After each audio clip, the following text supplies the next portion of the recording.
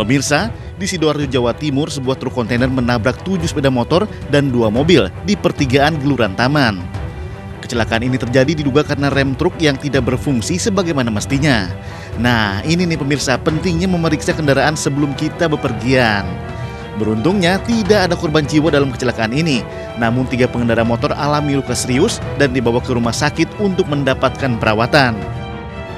Ketika lampu merah berhenti, truk trailer itu dari arah barat nyelonong menabrak mobil dengan motor di sampingnya dan terus motor yang ada di depannya.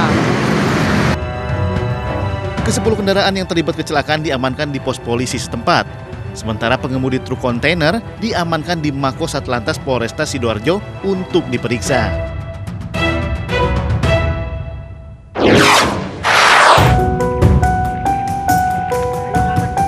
Dari Sidoarjo kita geser sedikit ke Mojokerto.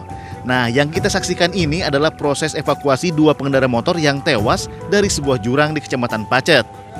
Rem motor yang mereka tumpangi diduga tidak berfungsi sehingga menyebabkan kecelakaan tunggal. Saksi mata mengatakan, kedua korban datang dari arah Cangar menuju ke Pacet. Namun saat tiba di turunan Tajam Sendi, tiba-tiba motor yang dikendarai hilang kendali dan masuk ke jurang sedalam 10 meter. Kemungkinan rem blong. Untuk korban, dua-duanya MD di TKP. Menurut sejumlah warga yang kerap melintas di lokasi kejadian, di tempat ini sering terjadi kecelakaan lantaran kondisi jalan yang curam sehingga pengendara tidak sempat mengantisipasi medan saat melintas. Selanjutnya, jenazah kedua korban kemudian dibawa ke Rumah Sakit Sumber Glagah untuk diotopsi.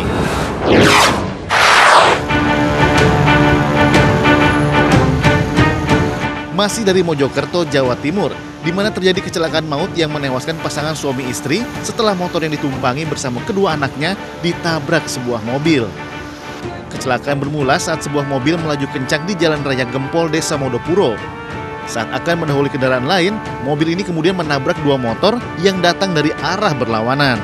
Ambil lajur kanan, posisi motor dari lajur timur sudah cepat, kemudian menabrak langsung si pengemudi sepeda langsung mencolok langsung tergeletak langsung tergeletak.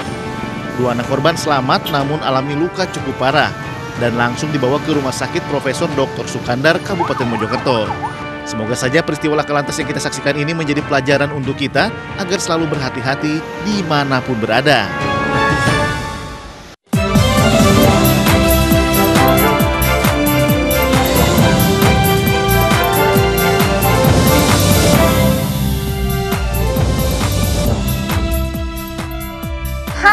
Selamat sore pemirsa, apa kabarnya? Ini jumpa lagi bersama saya Anastasia Pradita di Inside Story. Aduh, sedih banget ya harus mengawali dengan peristiwa kecelakaan yang kayak tadi di Sidoarjo dan Mojokerto, Jawa Timur. Semoga nih ya kejadian serupa ini tidak lagi terulang dan menjadi pengingat bagi kita semua agar selalu mengutamakan keselamatan saat berkendara. Itu penting ya, banyak orang yang menunggu kita di rumah, tentunya orang-orang terkasih. Selanjutnya kita ke informasi lain di mana Pinangki Sirna Malasari, pasti pemirsa sering dong mendengar nama ini akhir-akhir ini. Ya pastinya karena ini adalah sosok ibu jaksa yang cantik tapi bikin heboh. Nah, siang tadi Kejaksaan Agung melakukan gelar perkara atas kasus dugaan suap yang melibatkan dirinya. Seperti apa perlangsungan acara tadi? Mari langsung kita simak saja informasi selengkapnya.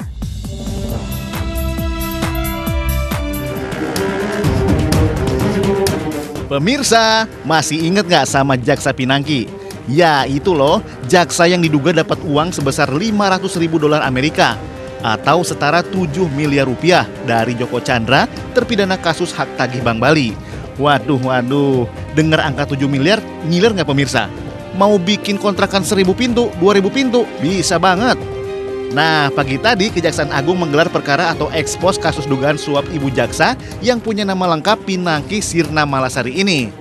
Gelar perkara dilaksanakan secara tertutup di Kejaksaan Agung Jakarta, dipimpin oleh Wakil Jaksa Agung dan dihadiri oleh perwakilan KPK, Bareskrim, Kementerian Polhukam, dan Komisi Kejaksaan. Pihak Kejaksaan Agung juga sempat menegaskan bahwa tidak pernah menutup-nutupi kasus Jaksa Pinangki. adanya gelar perkara ini, maka membuktikan bahwa Kejaksaan tidak pernah menutupi penanganan perkara ini.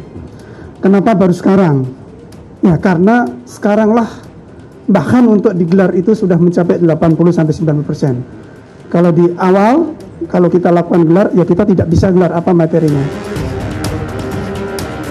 Kita harapkan bisa meyakinkan publik terhadap proses penanganan ini bisa berjalan secara transparan dan akuntabel.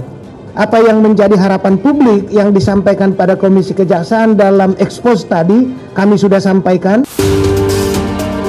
Jaksa Pinangki terseret kasus dugaan suap karena diduga bertemu dengan terpidana Joko Chandra di Malaysia pada 2019 lalu.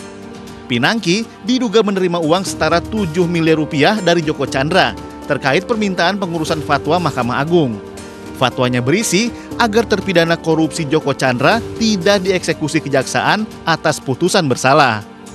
Kejaksaan Agung lalu menetapkan Jaksa Pinangki sebagai tersangka pada 11 Agustus 2020.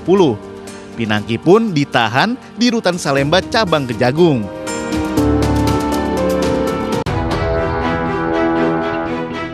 Nama Pinangki Sirna Malasari masih jadi sorotan publik pemirsa.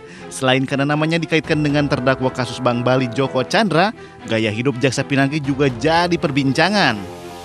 Dalam LHKPN yang disampaikan pada 31 Maret 2019, Pinangki tercatat memiliki total harta mencapai 6,8 miliar rupiah. Sebagian besar harta tersebut merupakan tanah dan bangunan total sebesar 6 miliar rupiah yang berada di Bogor dan Jakarta Barat. Pinangki juga memiliki aset 3 mobil dengan nilai 630 juta rupiah. Selain itu pemirsa, Pinangki juga tercatat memiliki jenis harta kas senilai 200 juta rupiah.